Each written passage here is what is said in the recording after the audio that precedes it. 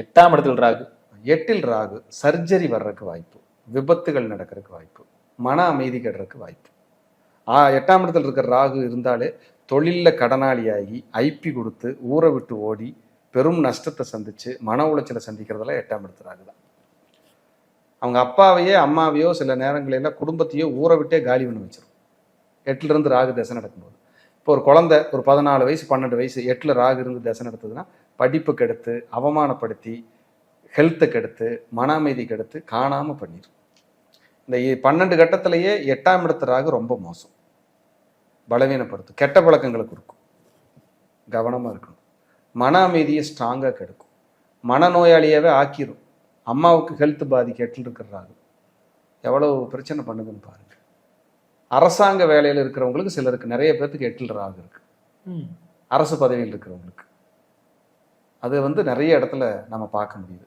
ஏன்னா 8ஆம் இடத்துல இருக்கிற ராகு 2ஆம் இடத்தை பார்ப்பாரு, 2ஆம் இடத்தை பார்ப்பாரு. இயற்கையாகவே 2ஆம் இடத்துல உச்சமாகிற கிரகம் எதுன்னு பார்த்தீங்கன்னா சந்திரன். சந்திரன் தான் பதவிக்கானவன்.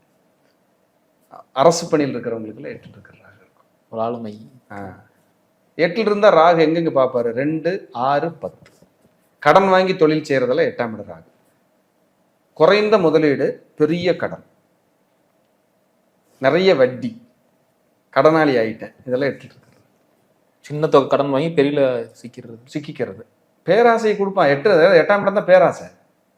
இந்த குவாரி விற்கிறது, பெட்ரோல் பங்கு, இந்த புதையல் எடுக்கிறது, பூமிக்கடியில் 50 கோடியா 100 கோடியாமா புதையல் இருக்குன்னு சொல்லிட்டார் ஒரு ஜோசியர்.